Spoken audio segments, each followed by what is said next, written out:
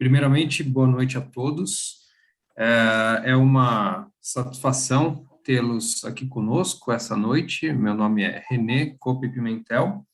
Eu sou o coordenador do programa de pós-graduação em Controladoria e Contabilidade e por uma iniciativa muito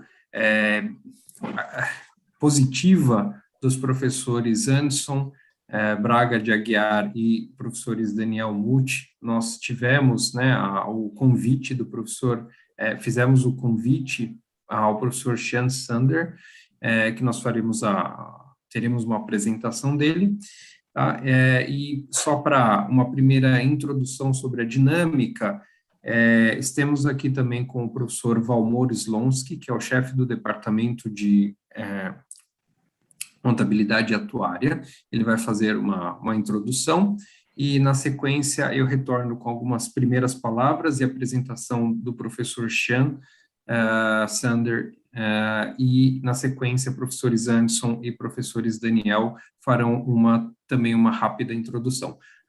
Professor Valmor, boa noite, fique à vontade em apresentar as suas palavras. Bem, boa tarde a todos. Professor Sam, muito prazer em tê-lo aqui. Professor Sander, muito prazer em tê-lo conosco aqui neste evento comemorativo dos 50 anos de nosso programa de pós-graduação em Controladoria e Contabilidade. Programa que inicia em 1970, formando mestres. Em 1978, passa a formar doutores e doutoras. E é com muita satisfação que hoje, 50 anos após a sua criação, já tenhamos formado 592 mestres, 351 doutores e doutoras. Esse conjunto de formandos de nosso programa de pós-graduação em Controladoria e Contabilidade já produziu mais de 7.200 artigos científicos, 834 livros, 1.056 capítulos de livros, mais de 10.000 trabalhos apresentados em anais de congresso.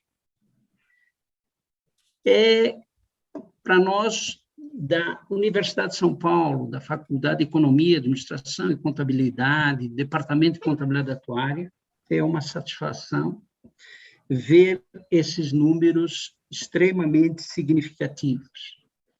Desse conjunto de alunos de nosso programa de pós-graduação em Controladoria e Contabilidade, já esses nossos alunos já receberam mais de 2.800 prêmios e títulos científicos, e isso muito nos orgulha.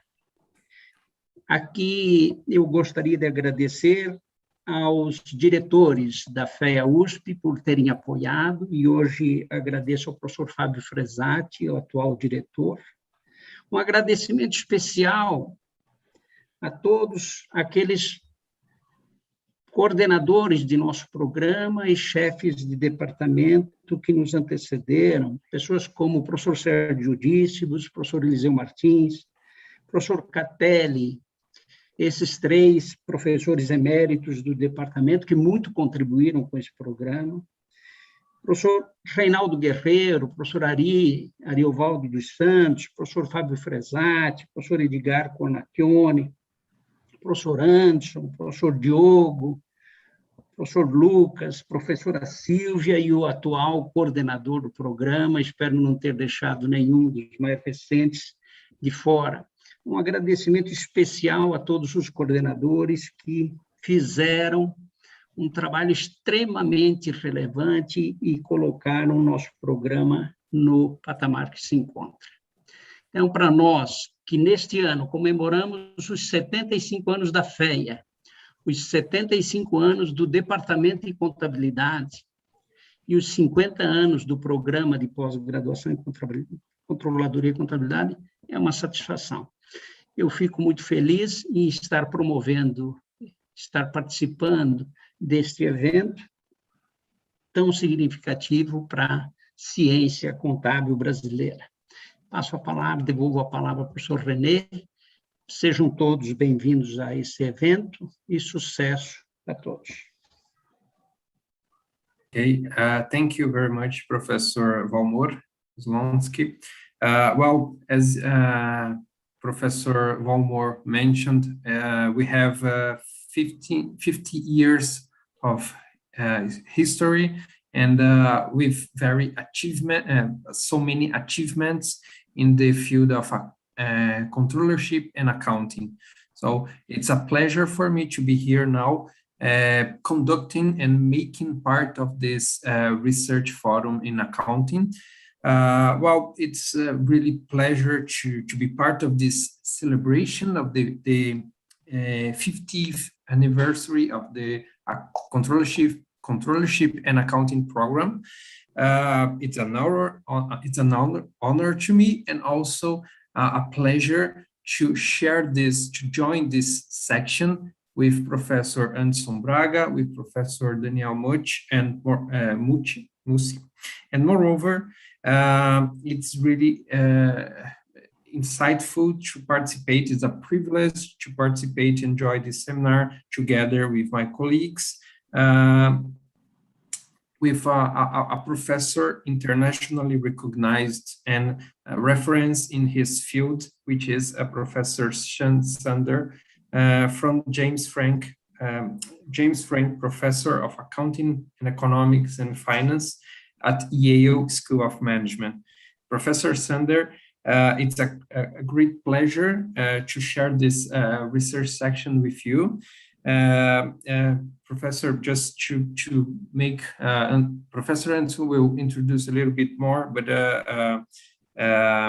you have been here in early editions of the Research Forum, and you make part of this history 10 years, which we are celebrating for the Research Forum. So 50 years of the accounting program, the doctoral and master program. So it's a lot, and it's really nice to have you here again to share some ideas and some insights to us, for our professors and students which are following this section. The session is being transmitted by the YouTube, and also we have the participants here from the program, the doctoral and master program. So that's a way that we are communicated with people. Okay, and I pass to Anson to introduce a little bit more. To Daniel, right? It's Daniel. So he will talk a little bit more specifically on the Research Forum. Thank you. Thank you, René. So I'd like to congratulate the graduating program on controllership in accounting for its anniversary, and also celebrate the 10 years of the Research Academic Forum. So I would like also to thank Professor Sean Sander for accepting our invitation to celebrate with us these both anniversaries, and to share with us some ideas and insights about the future of accounting and the profession. So at the beginning of the Research Academic Forum in 2012 or 2013, I was a master's student, and I remember when Professor Sean Sander came, as well as other leading researchers in the field, to share their expertise and the research experience in accounting. So since 2020, I have been involved by Professor Anderson in this course, and I see how it's important for PhD students training in research. So we usually receive 4 academics and researchers in each semester, and they present their working papers and share their experiences, and the students have the opportunity to work as almost a referee, such as we have in academic journals, and we participate on that. And by doing that, they can develop some critical skills in doing research and also evaluating research, and also understand how diverse can be the research in accounting in terms of philosophical positioning, research topics, and methods that are used. So in short, considering the purpose that the Research Academic Forum serve in our postgraduating program, I wish this course long life in our program. So I'd like to pass the word to Professor Anderson to share some words with us, and also to present our special guest, that is Professor Cheyenne Sander. Thanks, Daniel. Thanks, Professor Womoslonsky, Professor René Pimentel, and Daniel Mussi for organizing this event. And a special thanks to Professor Cheyenne Sander from Yale University, a world-renowned scholar in the accounting field, for accepting to be the keynote speaker of this commemorative event, celebrating the 50th anniversary of our graduate program, and also the 10th anniversary of the Research Forum in Accounting. The first session of the Research Forum was in October 23, 2012. So tomorrow will be the date when we will actually celebrate this 10th anniversary. And along this time, we held 91 sessions so far. So this one is the 92nd. And I'm pretty happy in having Professor Cheyenne Sander as the keynote speaker of this session. He has already collaborated with us early 2013 when he came to visit the University of São Paulo, and also had the chance to interact with our students as well as our faculty members. So thanks very much, Professor Sander, for accepting our invitation, and I pass the word to you, so feel free to continue. Thank you, Professor Walmore, Professor Mucci, and Professor Anderson, your colleagues. I'm delighted to have this opportunity, but even more, the longer-term association with your prestigious faculty and the university. I have had such pleasure in associating with and teaching at USP. I cannot tell you how much I value this association, and I'm so grateful to you. And it's a delight to have a chance to speak to your students and your colleagues again. Thank you so much for giving me this opportunity. I recognize that building in your background is very familiar building in which I spent quite a bit of time behind you. Is it possible for me to share my slides? Is that okay? Yeah, sure. I think I'll have to be made a host or co-host. So can somebody make me a co-host so it'll allow me to share my slides? Yeah, now it's already sharing, Shem. It's, can you see my slides yet? Yes.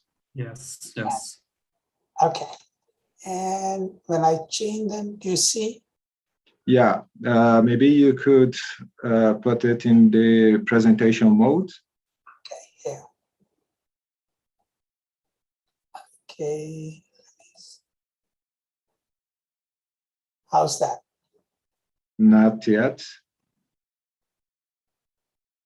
Do you see the presentation mode yet? Enable edit. No, not yet. Not yet. Okay, hold on.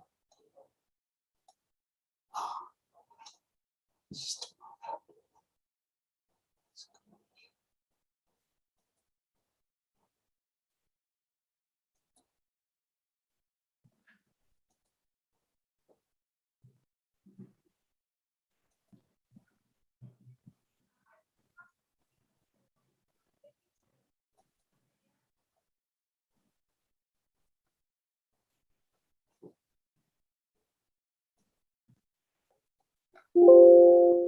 Is that, do you see the screen sharing yet?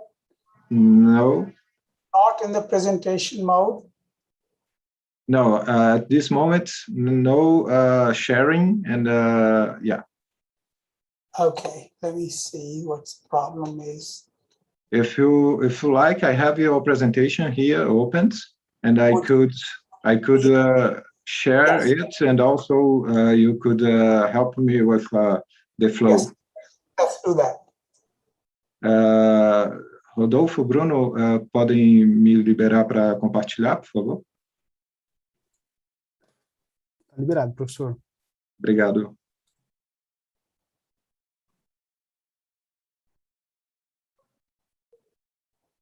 Perfect. Okay. Great. Okay. Super. I can see that now. And this is perfect. Okay. So I probably won't be able to change it. So you'll have to change it, right? Right. Okay. Change the slide, please.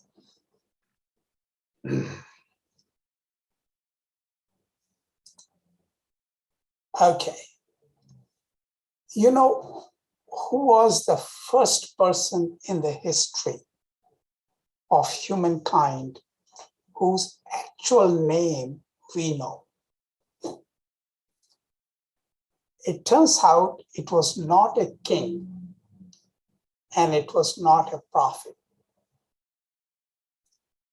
You see this clay tablet. On right side is a photograph of the clay tablet from Assyria, and right side is a sketch of the clay tablet.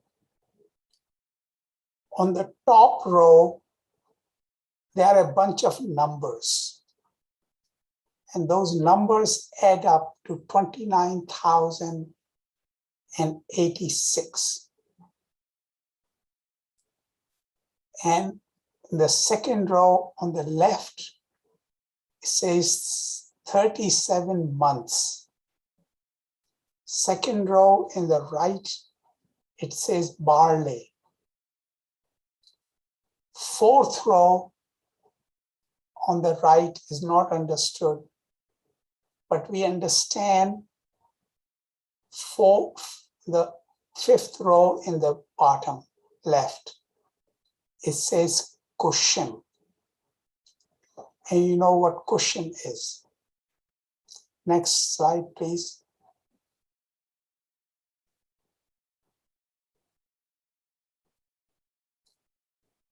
So you saw it's a tablet, Sumerian, about 5,000 years old.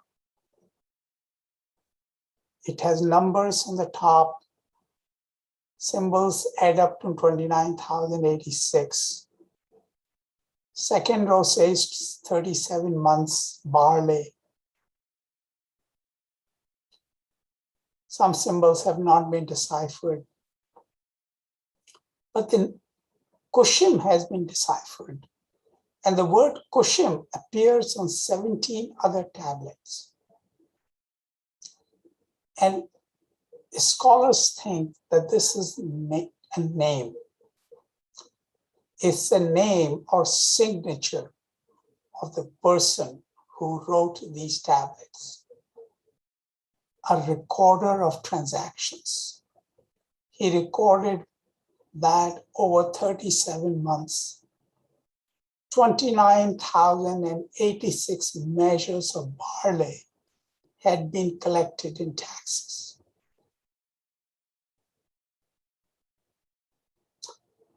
Cushion clearly is an accountant.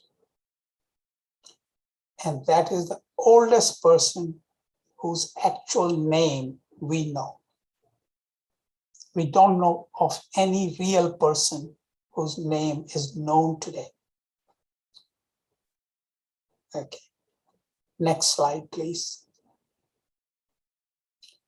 So if you look at the history of accounting, in Egypt, as you know, accountants play a very critical role in temples and kingdoms. If you go to Egyptian temples, you see the scribes writing in accounts, as you see on the top panel. They had a very high social status because most population was illiterate. They could not read and write. They certainly could not count. So scribes and accountants had tremendous power. And that profession of accountants is as old as the profession of warriors in the world. Why am I saying all this? I want to say this because most people don't realize how ancient the profession of accounting is. It is one of the most ancient professions. Next, please. His Inca Empire, in the Inca, the person who kept the quipu. Quipu was the Inca's accounting device in form of threads tied to a rope. And this sketch shows how important the Inca quipu keepers were. It was amazing how well they kept the accounts, because otherwise they had no written language. Next, please. So literate societies enabled by printing technology in the past millennium, everybody now can read and write. Most people can read and write. So accountants have lost the monopoly that they used to have. In technological society enabled by information revolution, the cost of calculation, recording, reproduction of records has been cut to almost nothing. And it takes away the advantage of accountants over others. So to retain their function and professional status, accountants have to think what they can do better than others in society. Otherwise, they'll lose their status. Many professions have disappeared in our own memory. Horse cart drivers, washermen, lamp-lighters, switchboard operators shown on the right. You know, within my lifetime, I've seen these professionals. They don't exist anymore. Question is, will accountants also disappear? But I will come to that. So if they don't want to disappear, accountants have to think. Think about the future in the technological age, because nobody's survival is guaranteed. Next, please.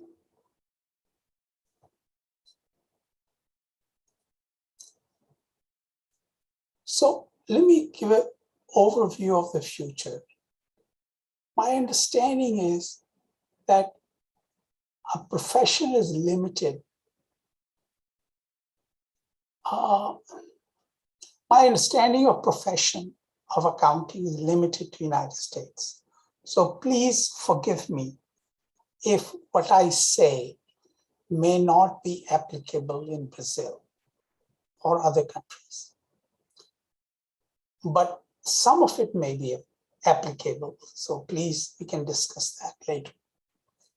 We need to think separately about accountants as an individual, professional, about professional service organizations or accounting companies, firms which offer various services to their clients.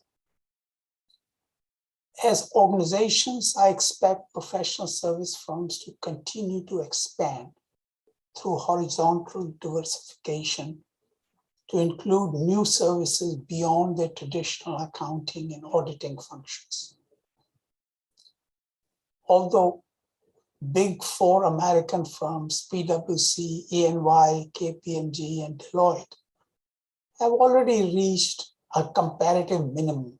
Government cannot drive one of them into bankruptcy like they did for Arthur Andersen, because they can't afford to have just 3 firms. So these firms feel quite safe, no matter what they do. government cannot punish them. A profession that takes the demand for its services for granted, especially demand based on legally granted monopolies, which is the case for audit services, and not on value creation for society, I think such professions tend to disappear over time. So individual accountants and education programs in universities to prepare their careers will have to diversify the curricula beyond traditional accounting and auditing subjects, including database, AI, system integration, statistical analysis, big data, business analytics, and so on, to remain relevant. And their failure on this account will result in accounting firms hiring more and more of the graduates of non-accounting degree programs in the universities, which I see happening here. When accounting firms come to university campus, they don't just hire from accounting degree students. They're now hiring all kinds of people, not just accounting people. So unless we revise the curriculum and prepare our accounting students to have those skills, that market of accounting firms will disappear, and accounting departments of the universities will not be able to keep that market. Next, please. So let's see what happened in the past century. I'm going to take a long view before. Professor Anson, could you tell me how much time should I take? How much time do I have? I'll adjust my talk accordingly. We have about half an hour or so, Sean. Okay, good. Is that okay? Yes. The total session is scheduled until 5:30 your time. Okay, so I take a little more than half an hour, maybe 40 minutes. Okay. Yes. Thank you. So,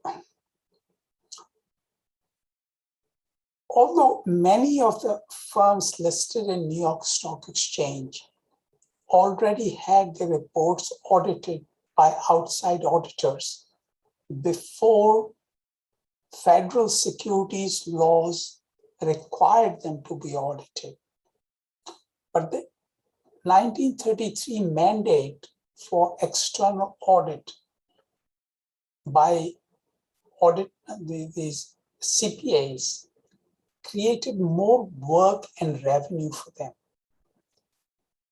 And it also created demand for accounting and auditing graduates, so firm could hire them to get a clean opinion. The immediate consequence of this audit mandate was seen largely in positive investment community as well as accounting profession.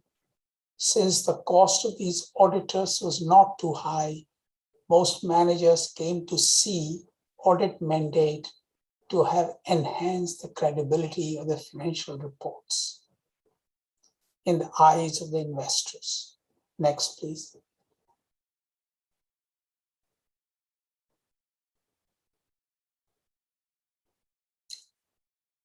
Now, the audit mandate by the government in 1933 led to demand for written rules for preparation of financial reporting, so that managers and auditors could feel secure in having fulfilled the mandate. So what had been a social norm of accounting and auditing before 1933 mandate, it came to be replaced by written rules. It started with 6 principles in 1930s, and then 43 accounting research bulletins, 60 opinions came after that, and now we have hundreds of financial reporting standards, and now we have a lot of IFRS. So there's been more and more written rules ever since the mandate came. The long-term consequence of audit mandate has progressively shrunk the room for accounting and professional judgment. There's not that much judgment left in accounting. It is being replaced by rules. So although the audit profession sought and eagerly participated in development of written rules, this process has actually reduced the professional nature of their work and make them bound by the written rules and damage their status as well as compensation. They think it makes their job simpler, but if you do simpler work of which does not require judgment, you don't get paid much.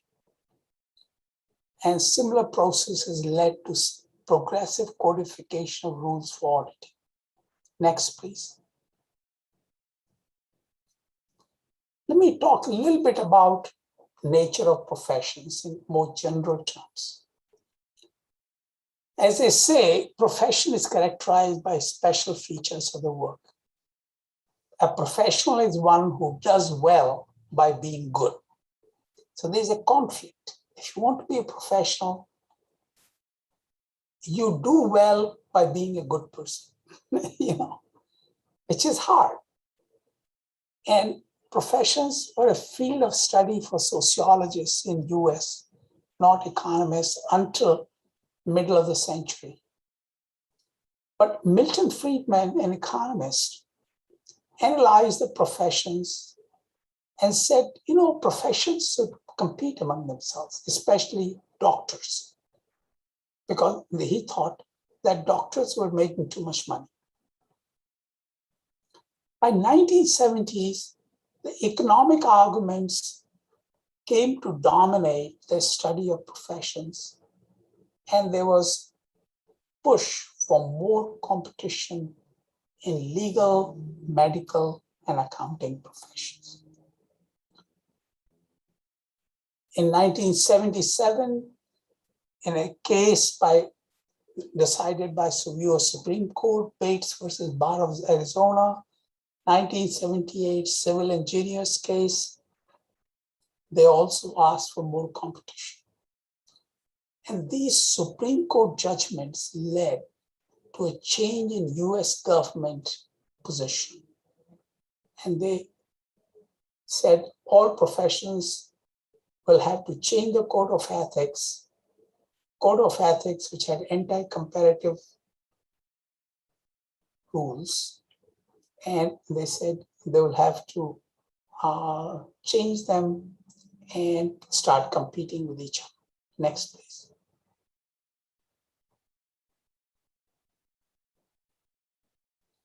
So we must take a careful analysis and understand the causes of the failures of auditing in the recent decades. Is it bad people or bad policy? What's going on?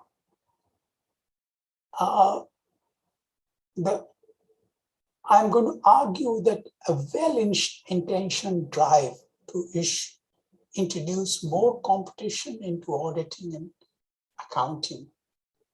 It was well-intentioned. It was meant to align managerial interests with shareholder interests.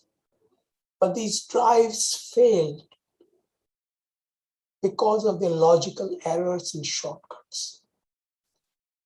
And I'll explain that in a few moments from its foundations. Next, please.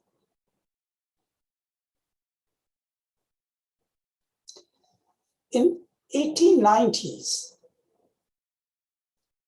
the US had enacted antitrust laws,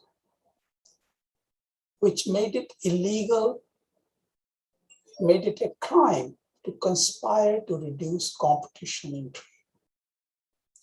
But these laws were not applied to professions like doctors, lawyers, accountants, dentists. Why?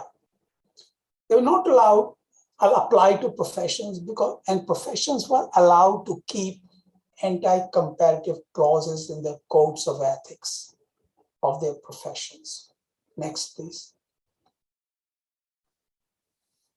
Because a typical code of ethics of a profession said no advertising, no solicitation of competitors' clients or customers, no solicitation of employees of competitors. So most professions justified these clauses, anti-competitive clauses, in their rules of membership on the basis that they were necessary for professional behavior. Next, please. Now, it might look strange, but they were actually really good economic argument to justify competition in professions. Why? Because the quality of professional services is not easy for the customer to see. When you go to a doctor or accountant or a lawyer, you don't see the quality of the service. So, and the customer or client depends on seller's recommendation about what he or she should buy. So the professional must incur time and effort to find out what the client should need and must charge for it. So the market for professional services are prone to failure under free competition. What is called Akerlof, who got Nobel Prize, in 1970 wrote a paper, Market for Lemons. He said, if you push professional markets into competition like car mechanics or doctors, it'll become a market for lemons. Prices will go down, but quality will go down too, because customer cannot tell the quality. Next, please. Now, this was the status quo of competition markets for professional services in US until mid-70s. Then the Supreme Court decision came that I talked about. And in 75, Supreme Court ruled that lawyers cannot prevent their members of the profession from advertising. Next, please.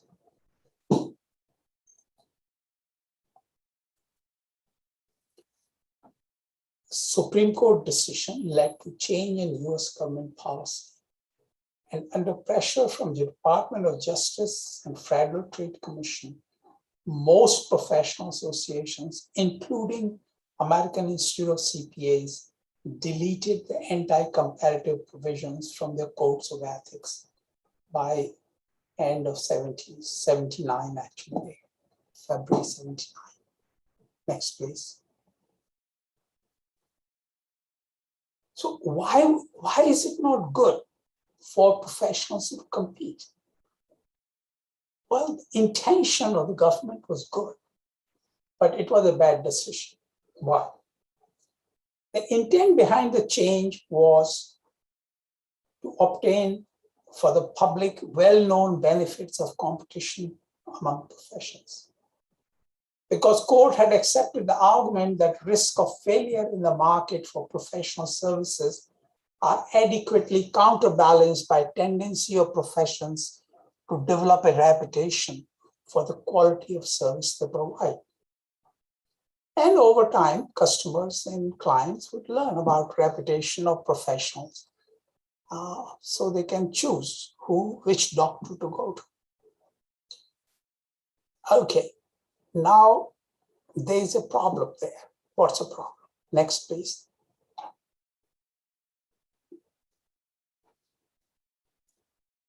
So think about a doctor.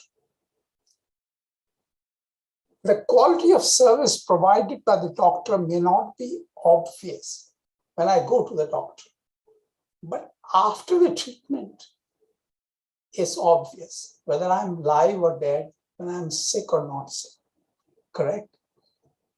Same thing for lawyers. The quality may not be obvious when I go to the lawyer, but afterwards I know whether I'm inside the jail or outside the jail. So you can tell the quality of the lawyer in the law.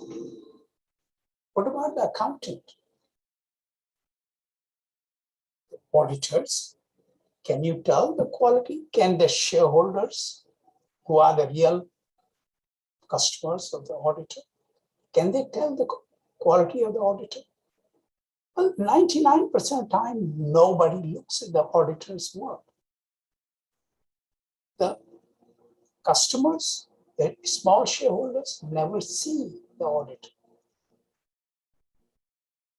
Only 1%, less than 1% of the cases go to the court. So the questions about the quality of audit work done is never raised. That's why it was a complete disaster to introduce competition in the market for auditing. Next, please. Because that argument which applied to other professions like lawyers and doctors did not apply to auditors. Next, please.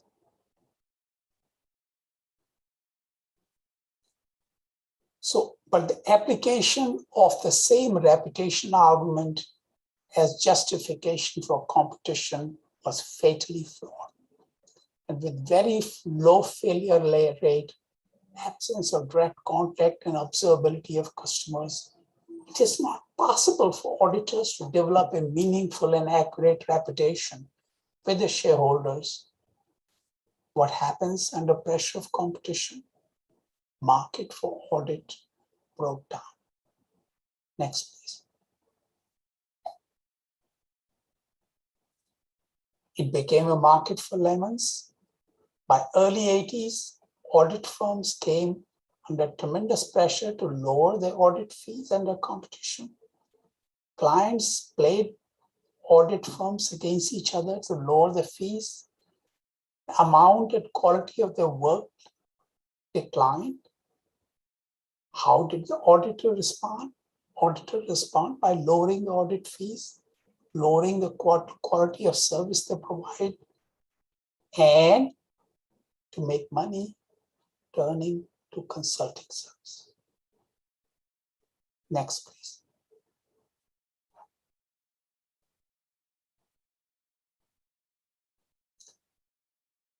So consulting here was a consequence, not a cause of failure. In the debate on consulting services over past decade, it has been portrayed as the cause of failure, but it's not a cause, it's a consequence. Because auditors turned to consulting to earn their living when they found they could not do so from audit services under the new competitive regime. Next, please.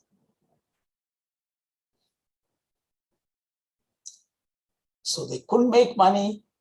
They had to pay huge sums of money, especially, remember the bank and savings and loan failures. They had to pay hundreds of millions of dollars of compensation. They couldn't pay them. So we need a new business model. So every publicly firm had to have an audit certificate. They could not see or care about whether auditors checked anything or not before issuing the certificate. So the competition of audit services could not be sustained. And these considerations led them to devise a new business model. Next, please. What was the new model? There are the elements. Reduce price of audit services. How do you reduce price of audit services? Cut labor-intensive substantive testing, replace it by cheaper analytical reviews. So you don't do the actual inventory counting. Use audit service as a foot in the client door to sell consulting services. Share consulting revenue with audit partners and use consulting revenue to pay for additional audit liability coverage arising from reduced substantive testing. That's what they did beginning late 80s and early 90s. And of course, a lot of financing of elections, both US Congress members and presidential elections, which they had never done before. So we have to get political leverage to persuade Congress to pass laws which are favorable to us. What was the law? Next, please. So the strategy of de-emphasizing substantive testing, and I think we talked about that. Next, please.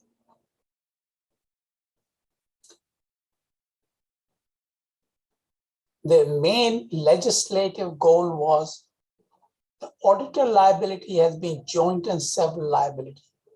Because if auditors and other defendants were also sued by the shareholders and other defendants could not pay, and auditors had to pay the share of other defendants.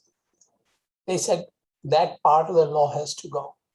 Everybody has to pay their own share.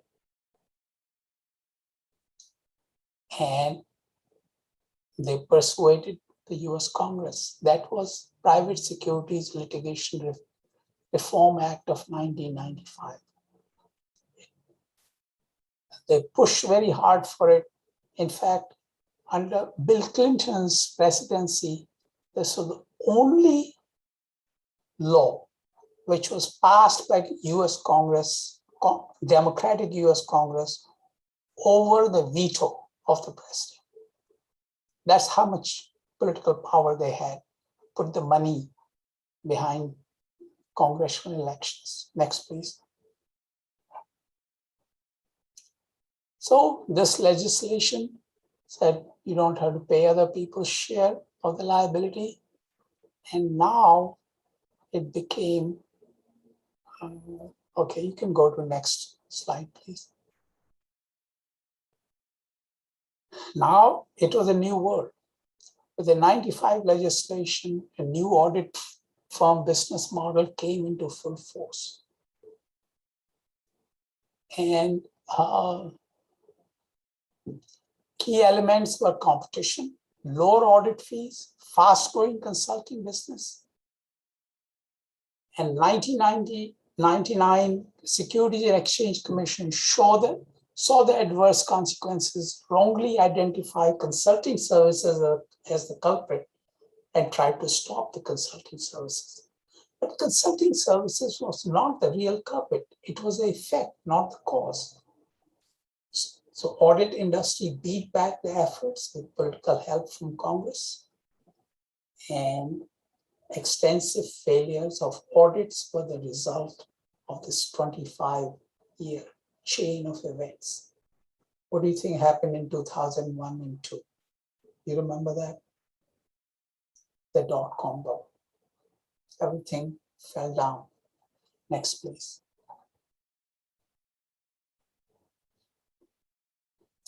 Aligning the interest of managers with the interests of shareholders is a fundamental change in corporate governance. And since managerial contributions to firm cannot be observed, managers control the resources and information. So accounting reports were designed to measure corporate performance, but accounting measures have well-known weaknesses. So they argued for use of mark-to-market accounting. Are you using mark-to-market accounting in Brazil now under IFRS?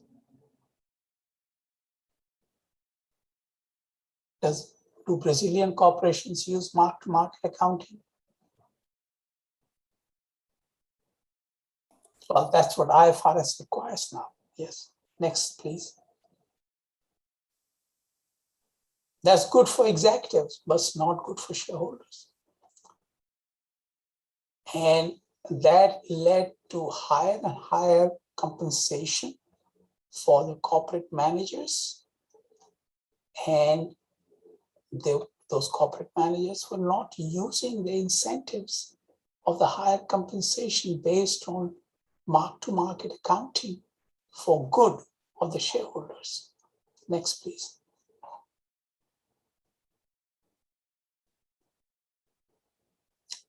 So executive compensation kept rising and rising very fast, and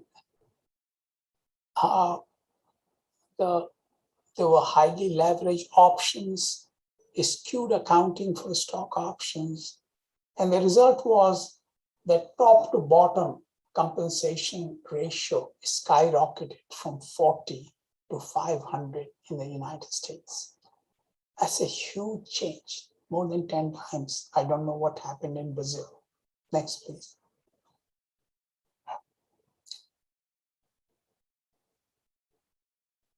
But the large compensation also gave huge incentives to manipulate financial reports to the managers.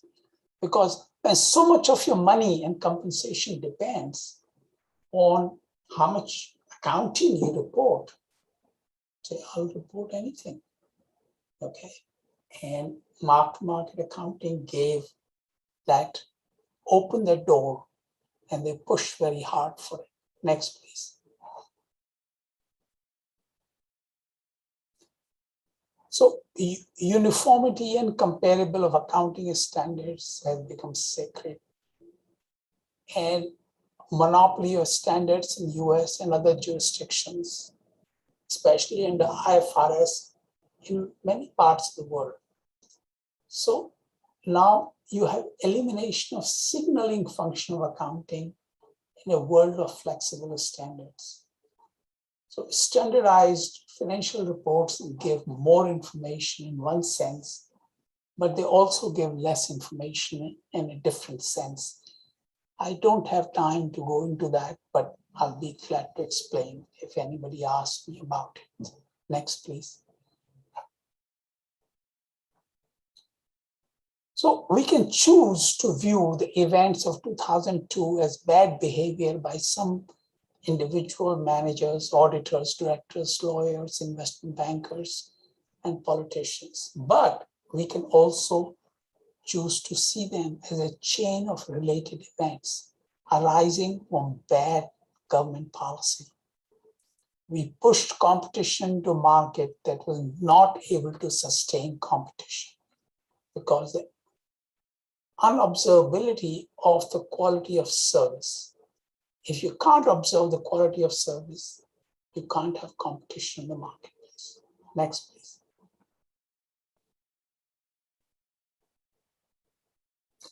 So with Sarbanes-Oxley Act of 2002 created a PCOB, prohibits auditors from providing non-audit services, requires audit partners rotation.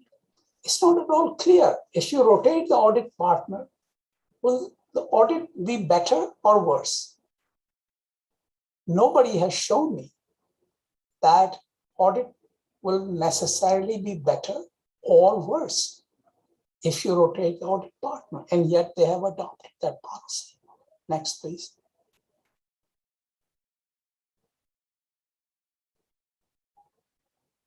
So now auditor reports to the audit committee. Audit committee consists of independent directors with one expert, corporate responsibility for financial reporting, forfeiture of bonus and profits, disclosure of adjustments, and personal loans to executives. These are all good. Okay, next, please.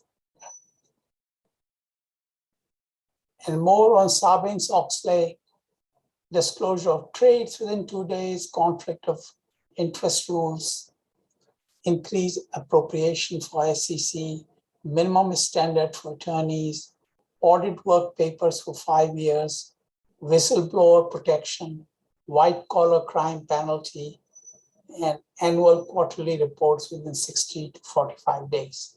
These are new provisions introduced in 2002. Next, please. It is doubtful if any of these measures, aside from the promise of adequate staffing of SEC and enforcement of existing laws, will have any significant impact on auditing and accounting problems, because these fixes do not deal with the root causes. What do I think are the root causes? Next.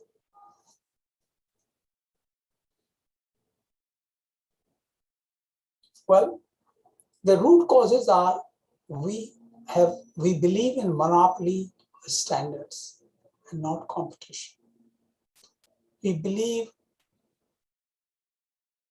on the other hand, market for audit services, we believe in competition, but cannot stand competition. We should consider insurance approach to audit market that I'll talk about in a moment.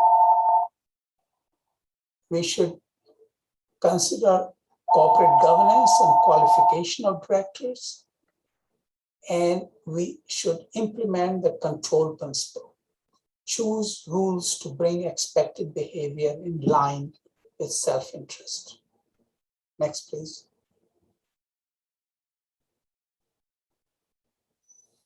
I mean, in financial reporting standards, US has a monopoly of FASB. And the problem of FASB is, and same thing for IFRS, how do they know what is a good rule? Especially if IFRS becomes a monopoly in the whole world. They can't do a comparative study in different parts of the world to find out which rule works better. So the use of market competition among standards to determine which rule is better has been eliminated by standardization. Next. Each jurisdiction should permit 2 or 3 sets of accounting standards. Let each firm choose one set of standards and pay a fee to the standard setting body. So standard setting bodies compete like stock exchanges, universities, and appliance certification bodies. And that will result in better standards than having a FASB or IFRS monopoly in the whole world. Next, please.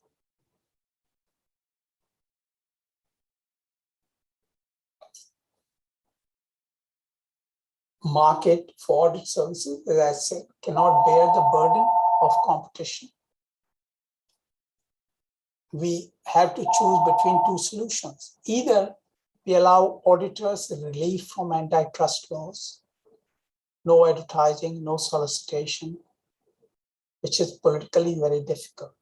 Or we combine audit and insurance functions into one package.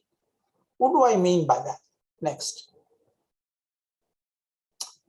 Well, each firm, public firm, will be free to buy or not buy any amount of financial misrepresentation insurance on their financial reports and indicate the amount of coverage they have bought and the premium they have paid for the insurance in its report. The insurer is the auditor. Insurer examines the report and charges the insurance premium. The firm adjusts how much insurance to buy, and investors know, by knowing how much insurance firm has bought and how much premium they have paid, they would know how much risk there is that the firm is lying, is misrepresenting their financial reports. That's another solution. Next, please. So the quality of audit services can be internalized by the insurance firm, which will serve as the auditor. They'll need an accounting code to settle the insurance claims, of course, and audit will be driven by economic and not by regulatory considerations. Next, please.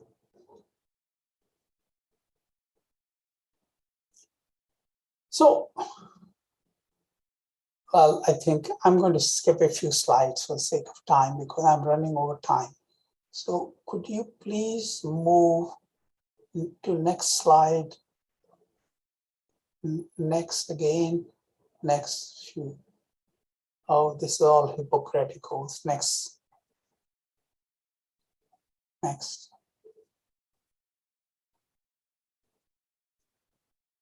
Okay. All right, let's stay with that guilty. Previous slide, please. So in law, what's the standard? In law, the standard is guilty beyond reasonable doubt. So lawyers argue their case, and then a jury decides whether the accused is guilty beyond reasonable doubt. It's a lay judgment, not by lawyers or by the judge. This process keeps the statutory and common law parts of the law in balance to help maintain order in society. While everyone would not agree with every decision, the general lay acceptance of judgment of the courts is essential. And this is where finance and accounting have failed. Because public has to accept that this is fair, this is acceptable. Next, please. So we need a moral compass for accounting and finance. How can we earn public acceptance? We have thousands of pages of written rules, which will not protect us from the wrath of society if the final outcomes are not true and fair. This, the corporate accounting has been moving ever since Enron and WorldCom. We are moving corporate accounting out of the shadows so the investing public will have a true and fair, timely picture of assets and liabilities of income of publicly traded companies. That's what President said, Bush. That has not happened. Because in recent years, we have gotten worse. Why not? Why is it the case? Because we have increasing dependence on written standards and which cannot take us closer to true and fair standard. Next, please. So to summarize, I'll say, will accountants and auditors protect their professional status by relying on and being responsible for their careful judgments? Or will they continue to seek legal protection of written accounting and auditing standards, which degrade their professional status? Can you imagine, would you go to the doctor who examines your heart and says, oh, let me check the rule book and see what the rule book says before I decide what I should advise you, whether you should have heart surgery or not? Would you like a doctor with a rule book, or would you like a doctor with a judgment? So, but that's what has happened in accounting. The quality of work goes down because we are training and practicing accounting and auditing by the rule book. Will audit be bundled with fraud insurance?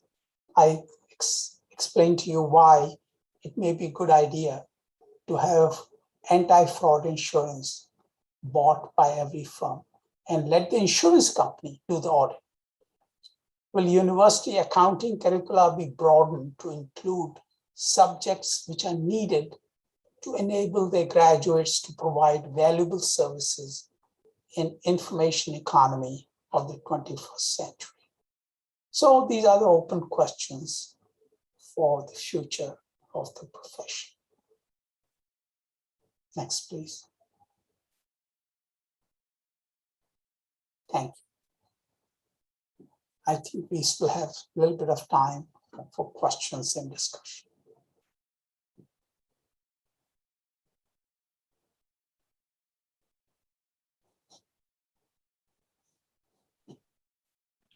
So thanks very much, Shan. Thanks for your presentation. I think now we have time for questions. So we could see if anyone in the audience would like to ask any question. It could use chat, or eventually we can also, if you prefer, open the micro just let us know the way you prefer to go. My microphone is fine. They can speak, and they speak in Portuguese. Perhaps one of you can translate it for me, please. Yes, and also for all the guests, we can put everybody here in the same room because to allow for the audio. So feel free to raise your hands, and also for test to include the questions in the chat. At this point, I'll just ask Rodolfo, pode incluir todos na sala? Por favor, Rodolfo. So now everybody will be in the same room, and then we can open the audio. I saw many colleagues here from the university and from professors, and so everybody's been included here. So please feel free. Any question?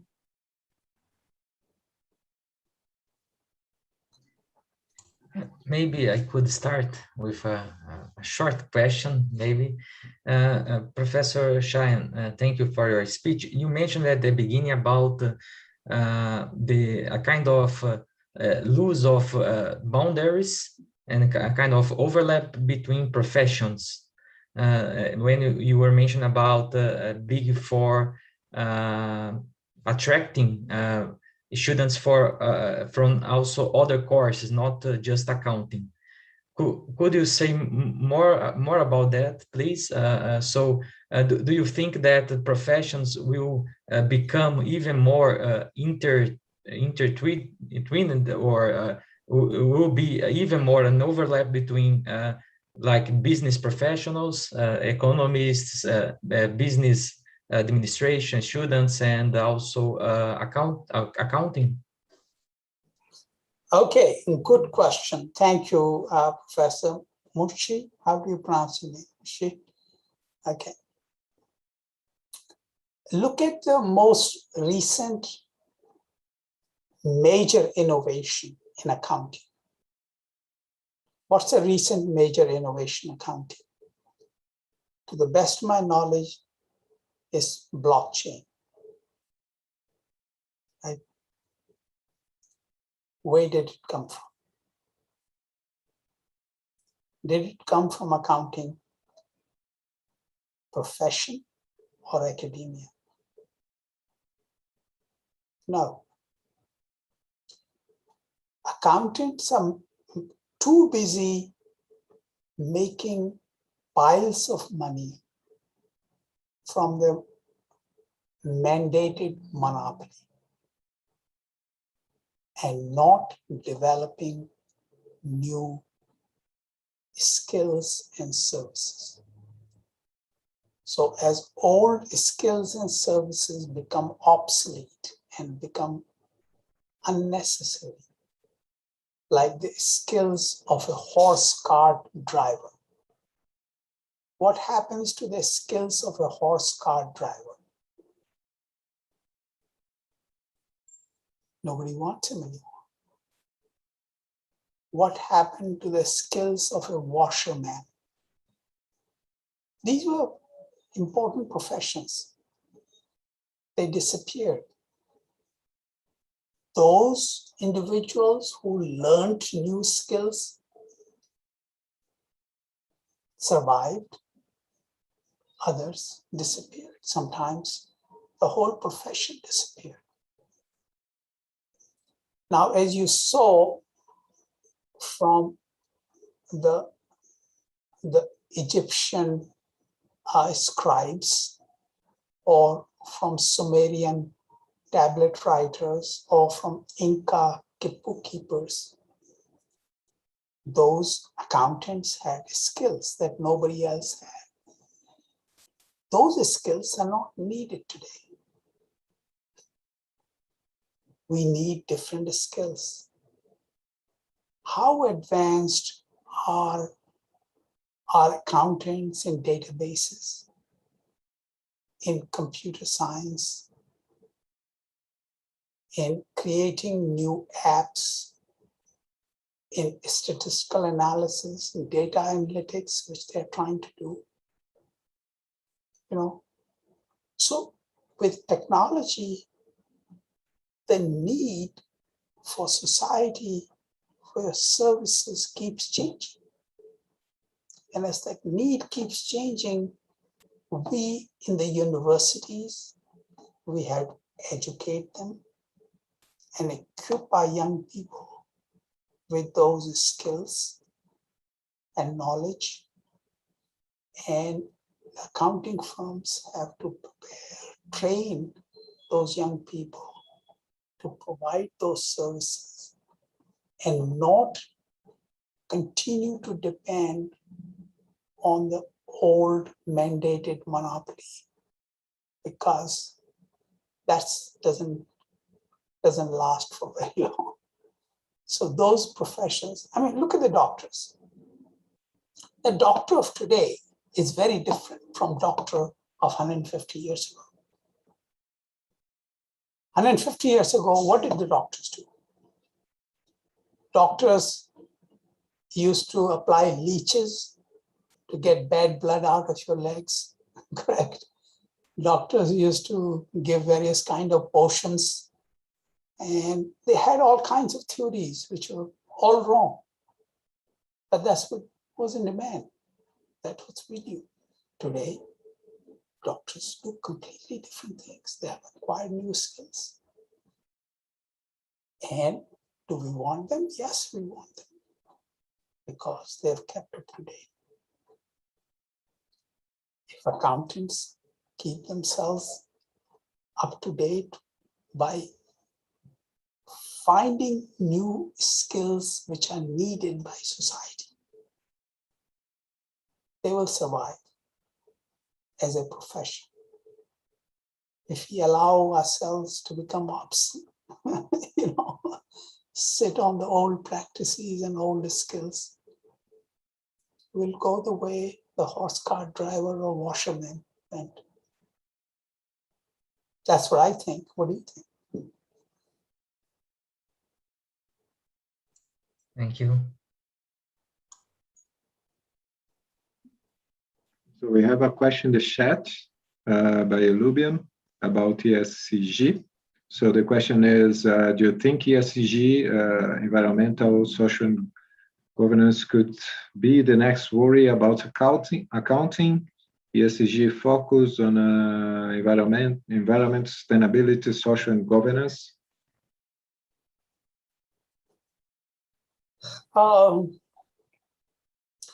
Environmental, social, and what is G? G for?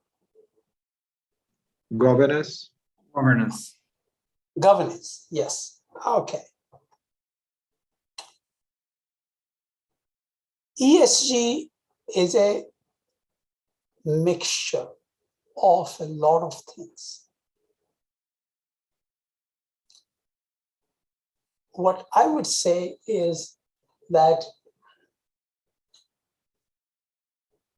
we need environment. Yes, it's important, but environment is a special case of what we call externalities. What is externality? I drive a car on the street. I put carbon dioxide and smoke into the air in the street, but I don't pay for it. The city, the society, my fellow citizens pay for it. I don't pay for it. I pay for the gas, I pay for the car and for the tires, but I don't pay for the damage I'm doing to the environment.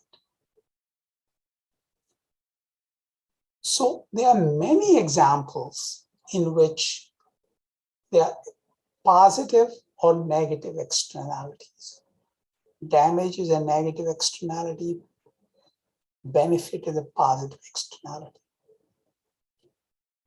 Our system of accounting does not consider externalities it focuses only on costs that I bear and profits that I can capture, which are internal to me. My actions bring some profits to me, they impose some cost to me. Those are the only things that accounting system accounts for. The benefits and costs imposed on other people in society are ignored by our system. Some of those costs are environmental, but they're not the only ones. So I would say we should develop a method of accounting which includes externalities. The consequences of my actions, which are positive for others or negative for others, that I don't bear. We need to start accounting for them. Environment may be a part of this, yes, but it's not the only one. So to focus on ESG, environment, I think is not right. Environment is a significant part of a general problem of externalities that we do not do accounting for. And accounting needs to consider externalities.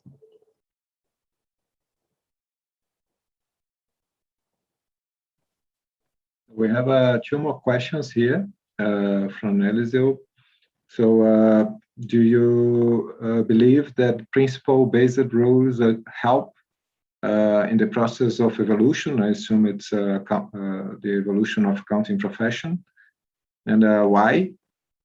And if this will increase the responsibility of accountants and auditors. So this is the first question. Could you repeat the first part of this? I'm not sure I understood. Yeah, if do you believe that principle-based rules help in the process of evolution? Principle basic rules help evolution process. Yeah, right. I don't know what principle basic rule is what? I think it's principle-based rules. Oh, principle-based. Yeah. Okay. That is the marketing promotion of IFRS. Okay. What is a principle-based rule? Either you have a rule or you don't have a rule. Suppose we say our rules are good. Can you tell? Take IFRS rule book and FASB rule book, correct? What's the difference? FASB rule book is not principle-based. IFRS is principle-based, correct? Suppose I randomly pick a rule from each book. How many people will be able to tell which one is principle-based and which one is not principle-based?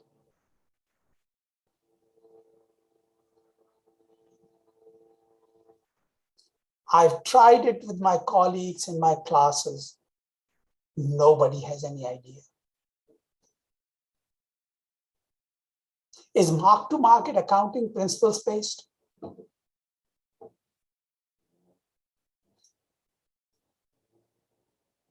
Is new accounting for goodwill principles-based? Which part of IFRS is principles-based? I think principles-based is just a slogan. It sounds good. But if you can take 5 randomly chosen rules from IFRS and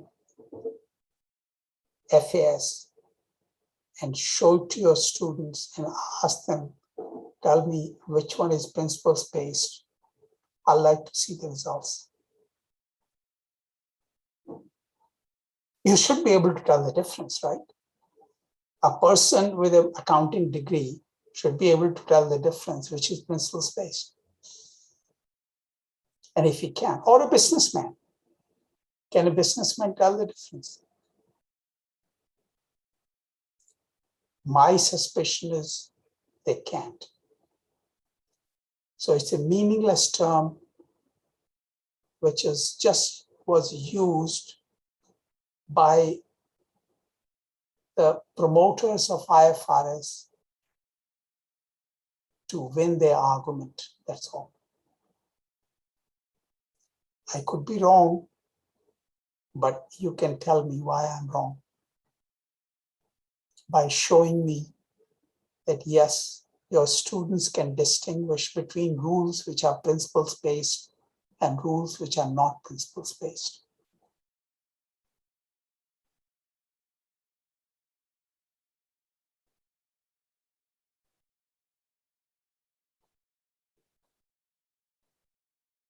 What do you think?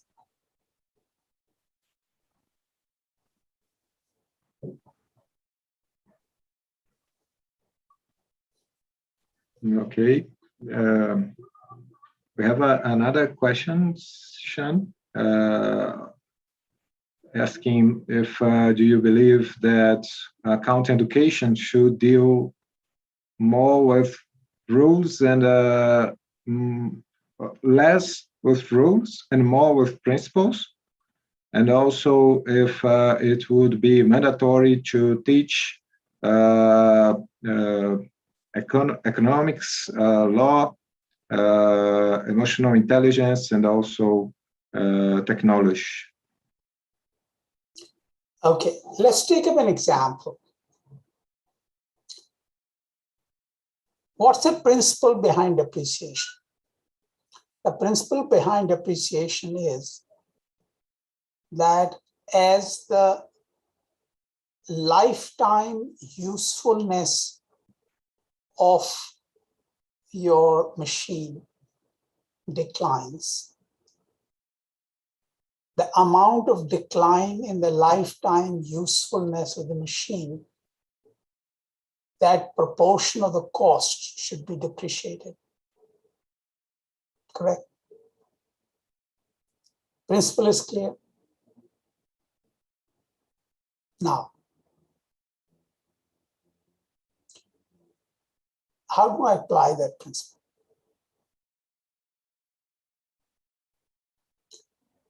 How do I find out my car,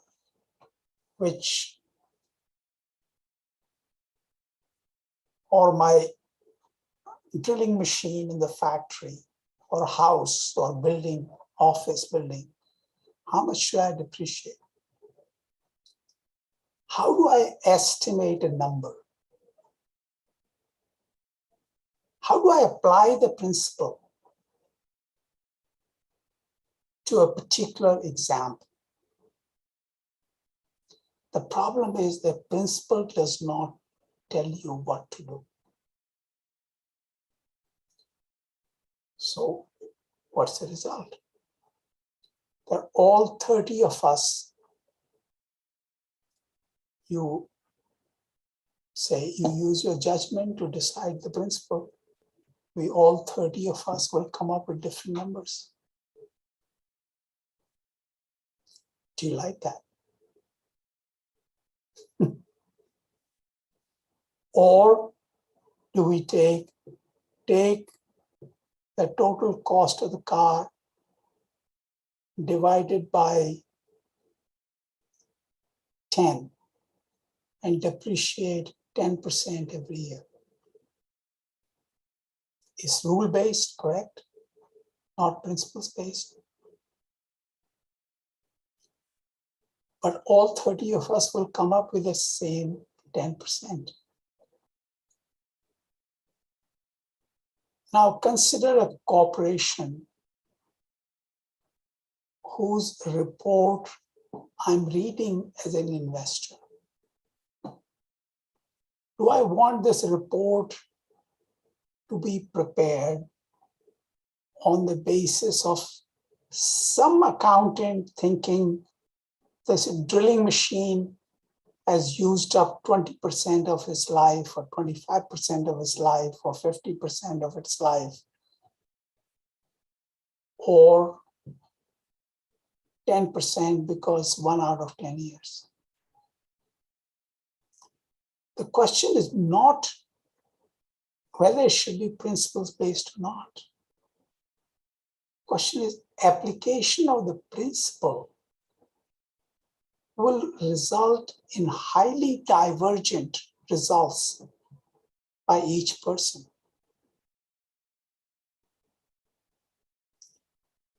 Take an example of criminal law. The principle is that the guilty should be punished.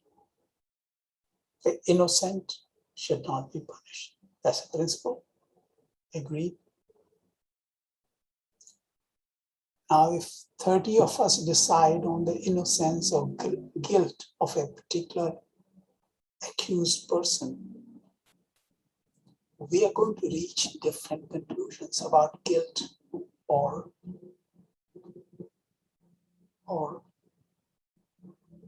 the guilt or innocence of the person. That is the measurement problem. And measurement problem is not handled by principles. You know, I can teach the principle to my class. That's a general principle. But then my student goes away to work for a company and says, well, you know, Professor Sundar taught me at USP, there is a principle. Principle is how much life of the machine is gone. I think this machine looks, after 1 year, looks in pretty bad shape. Even though it was supposed to last for 10 years, I don't think it will last for more than 2 years. So I'm going to depreciate half of it because that is my judgment. Now what?